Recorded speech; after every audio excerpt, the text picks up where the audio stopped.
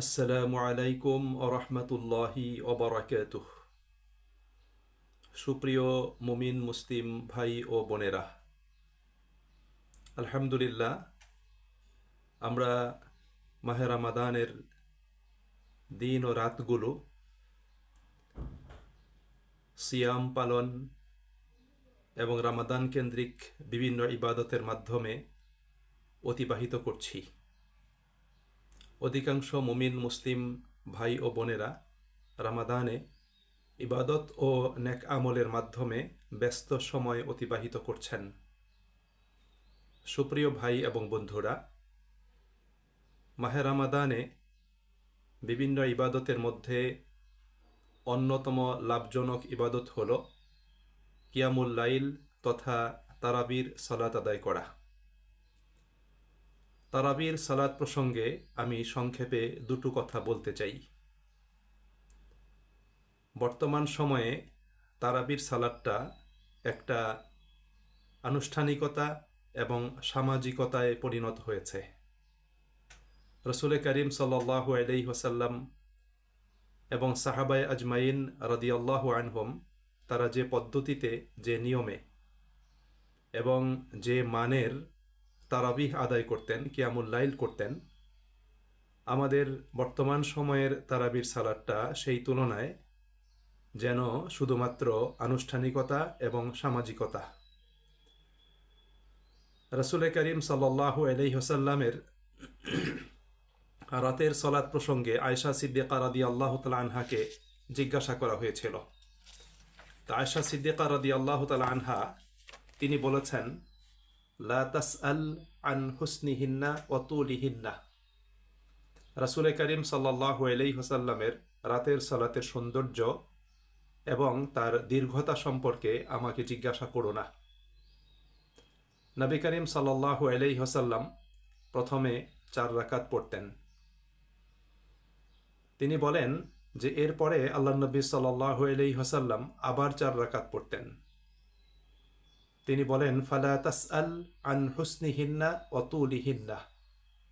আল্লাহ নবী সাল্লাল্লাহু আলাইহি ওয়াসাল্লামের রাতের সালাতের, তারাবির সালাতের সৌন্দর্য এবং দীর্ঘতা সম্পর্কে আমাকে জিজ্ঞাসা করো না। রাসূল করিম সাল্লাল্লাহু আলাইহি ওয়াসাল্লামের এই রাতের সালাতের প্রত্যেকটি পার্ট, অর্থাৎ তার কিয়াম, তার কেরাত, তার রুকু, রুকু থেকে আবার দাঁড়ানো, তার সাজদা, দো সেজদার মাঝখানে বসা, পুনরায় আবার সেজদা করা, প্রত্যেকটি ছিল খুবই ধীরস্থিরতার সাথে এবং খুবই দীর্ঘ।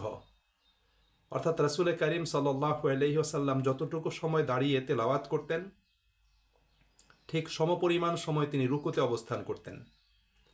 আবার রুকু থেকে দাঁড়িয়ে তিনি সমপরিমাণ সময় অবস্থান করতেন, দাঁড়াতেন। সেজদাতে গিয়ে সমপরিমাণ সময় তিনি সেজদা করতেন, আবার বসে দীর্ঘ সময় অবস্থান করে আবার পুনরায় দীর্ঘ সেজদা করতেন। এভাবে রাসূল করিম সাল্লাল্লাহু আলাইহি সাল্লাম দীর্ঘ সময় তিনি কিয়ামুল লাইল এবং তারাবিহ আদায় করতেন। আসলে এই যে ধীরস্থিরতার সাথে সালাত আদায় করা এবং দীর্ঘ সময় নিয়ে সালাত আদায় করা, এটার নামই কিন্তু তারাবিহ। কিন্তু আমাদের সমাজ জীবনে এখন তারাবিটা হয়ে গেছে এটা তাড়াতাড়ি পড়ার নামাজ, অর্থাৎ কত দ্রুত শেষ করা যায় সেই টেন্ডেন্সি এবং মানসিকতা সবার মধ্যেই কাজ করে। মসজিদে হাজিরা দিলাম, তারপরে আমরা কত তাড়াতাড়ি মসজিদ থেকে বের হয়ে আসতে পারি, সেটাই সবার মনের ভিতরে কাজ করতেছে। ইমাম যদি কোনো কারণে একটু কেরাত লম্বা করেন, একটু ধীরস্থিরতার সাথে সালাত আদায় করেন, তাহলে মুসল্লিরা ইমামের প্রতি অত্যন্ত ক্ষুব্ধ হন, ইমামের প্রতি তারা অসন্তুষ্টি প্রকাশ করেন।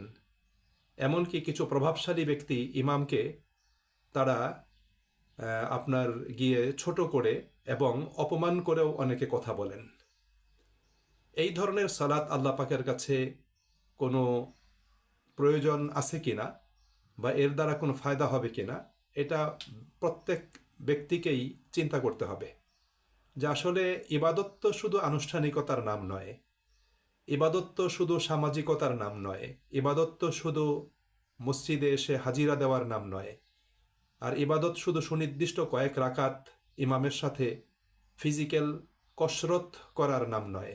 ইবাদত হলো মনের প্রশান্তির সাথে, একাগ্রতার সাথে, খুশু খুজুর সাথে, বিনয়ের সাথে আল্লাহ পাকের দরবারে হাজির হয়ে আল্লাহ পাকের কাছে নিজেকে সোপর্দ করা এবং আল্লাহ পাকের ইচ্ছের কাছে আত্মসমর্পণ করা, এটাই হলো ইবাদত। এই জন্য ইবাদতের ভিতর যদি তাড়াহুড়া করার মানসিকতা থাকে তখন সেটা আর প্রকৃত ইবাদতের পর্যায়ে থাকে না। এই জন্য আল্লামা ইমাম তাইমিয়া রাহিমাহুল্লাহ তিনি বলেছেন যে তারাবির সালাতের রাকাত সংখ্যার দিকে না তাকিয়ে এতে কতটুকু সময় ব্যয় করা হলো, কতটুকু সময় নিয়ে ধীরস্থিরতার সাথে সালাত আদায় করা হলো, এই বিষয়টার প্রতি প্রত্যেকের লক্ষ্য রাখা উচিত। আমাদের সমাজ জীবনে অনেক ভাই আছেন, তারা তারাবির জামাতে হাজির হন, তারপর তাদের মর্জি মতো ইচ্ছে মতো কয়েক রাকাত পড়ে তারা দ্রুত মসজিদ থেকে বের হয়ে চলে আসেন। যদিও আমাদের সমাজ জীবনে তারাবির রাকাত সংখ্যা নিয়ে একটা বিতর্ক আছে পূর্ব থেকেই, এবং এক শ্রেণীর মানুষ এই বিতর্কটাকে উস্কে দেয়। আমাদের মনে রাখতে হবে যে তারাবির সালাতের এই রাকাত সংখ্যার বিতর্ক এটা যথাসম্ভব এড়িয়ে চলা উচিত। আমরা যদি কিয়ামুল লাইলের ফায়দা এটা যদি আমরা লাভ করতে চাই, তাহলে আমরা যেই ইমামের সাথে সলাৎ শুরু করলাম আমাদেরকে শেষ পর্যন্ত সেই ইমামের সাথে থাকাটাই হলো আমাদের জন্য লাভজনক। এই মর্মে তিরমিজি শরীফে গুরুত্বপূর্ণ একটি হাদিস রয়েছে, যে হাদিসটিকে মুহাদ্দিসিনগণ সহি বলেছেন। আল্লামা নাসিরুদ্দিন আলবানী রাহিমাহুল্লাহ তিনিও হাদিসটিকে সহি বলেছেন।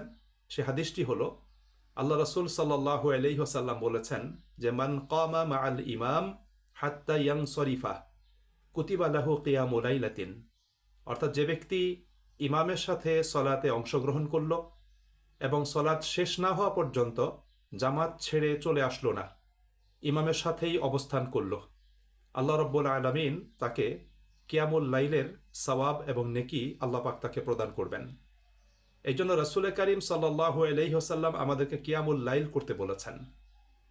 তিনি বলেছেন মান কামা রামাদানা ঈমানান ওয়া ইহতিসাবান গুফিরা লাহু মা তাকদ্দামা মিন যামবি, যে ব্যক্তি রামাদানে কিয়ামুল লাইল করল ঈমানের সাথে এবং আত্মবিচারের সাথে সওয়াব লাভের আশা নিয়ে, ইচ্ছা নিয়ে, আল্লাহ পাক তার অতীত জীবনের গুনাহগুলো মাফ করে দিবেন। সুতরাং হাদিসে রাসূল করিম সাল্লাল্লাহু আলাইহি ওয়াসাল্লাম কিয়ামুল লাইলের কথা বলেছেন।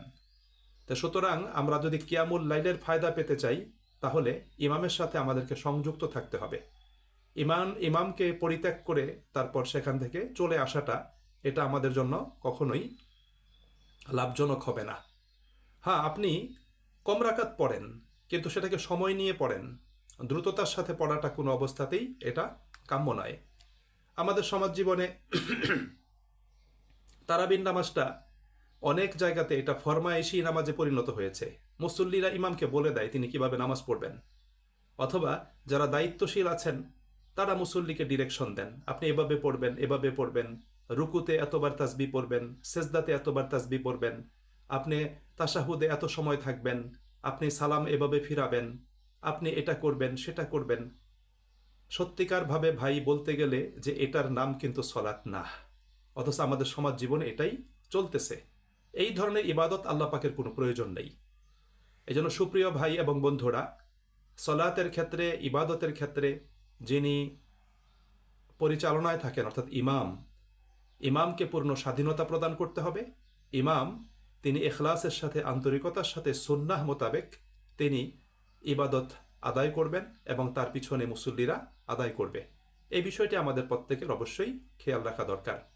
সুপ্রিয় ভাই এবং বন্ধুরা, আলহামদুলিল্লাহ মাহে রমাদানে তারাবিতে আমাদের মসজিদ সমূহে জায়গা হয় না। অসংখ্য আমাদের মুসলিম ভাইয়েরা, ইদানিংকালে বোনেরা, তারা মসজিদে তারা সমবেত হন। এটা একটা পজিটিভ দিক, একটা ভালো দিক। আমি প্রত্যেককে এই ব্যাপারে উৎসাহিত করি, প্রত্যেককে আশান্বিত করি। কিন্তু এটা শুধু আনুষ্ঠানিকতা, সামাজিকতায় থাকলে এর দ্বারা আমাদের ফায়দা খুব কম হবে। এই জন্য ইবাদতকে ইবাদতের মানে নিয়ে যাওয়ার জন্য আমাদেরকে সময় নিয়ে, দীর্ঘ সময় ধরে ইতমিনানের সাথে, প্রশান্তির সাথে, ধীরস্থিরভাবে আমাদেরকে সলাতটা আদায় করতে হবে। একটা জিনিস মনে রাখতে হবে যে ইবাদত করে এবং সলাতের পিছনে দীর্ঘ সময় কোরআন তেলাওয়াত শুনে যদি আমাদের মন মানসিকতায়, চিন্তা চেতনায় কর্মে আচরণে যদি কোনো পরিবর্তনই না আসে, কোরআনের যদি কোনো ছাপ, কোরআনের যদি কোনো প্রভাব আমাদের জীবনে, চিন্তা চেতনায়, কর্মে যদি প্রতিফলিত না হয়, তাহলে আমরা কিসের ইবাদত করছি? কেনই বা ইবাদত করছি? আমাদের এই জিনিসটা আমাদের প্রত্যেকের বোঝা দরকার। কারণ ইবাদত মানেই হলো ব্যক্তি নিজেকে পরিবর্তন করবে, ব্যক্তি নিজেকে আলোকিত করবে, ব্যক্তি নিজেকে আল্লাহ পাকের বিধানের আলোকে সুসজ্জিত এবং সমৃদ্ধ করবে। এটাই আমাদের জন্য সবচেয়ে বড় একটা বিষয়। এজন্য আমি প্রত্যেকের কাছে আবেদন জানাবো, আমাদের ভাই এবং বোনেরা যারা এই মসজিদে তারাবির সালাত আদায় করেন, এটাকে আপনারা শুধু সুনির্দিষ্ট রাকাতের দিকে খেয়াল না করে দীর্ঘ সময় ধরে আপনারা এটাকে আদায় করার জন্য চেষ্টা করবেন এবং ইমামকে ধীরস্থিরভাবে সুন্দরভাবে সালাত আদায় করার ব্যাপারে আপনারা সহযোগিতা করবেন। এটা কিন্তু খুব বেশি এটা প্রয়োজন।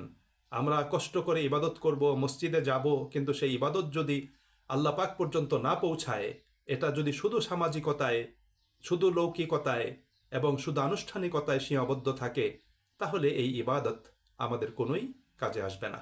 সুপ্রিয় ভাই এবং বন্ধুরা, আসুন আমরা প্রত্যেকে তারাবির সালাত সহ, কিয়ামুল লাইল সহ আমাদের জীবনের প্রত্যেকটি ইবাদতকে আল্লাহ পাকের কাঙ্ক্ষিত মানের, তিনি যেভাবে চেয়েছেন এবং রাসূল করিম সাল্লাল্লাহু আলাইহি ওয়াসাল্লাম যেভাবে আদায় করেছেন, উম্মতকে যেভাবে আদায় করার জন্য উৎসাহিত, অনুপ্রাণিত, উদ্বুদ্ধ করেছেন, যে ধরনের দৃষ্টান্ত উপস্থাপন করেছেন রাসূল করিম সাল্লাল্লাহু আলাইহি ওয়াসাল্লাম, তার আলোকেই আমাদেরকে এই ইবাদতগুলো সম্পাদন করতে হবে, সুসম্পন্ন করতে হবে।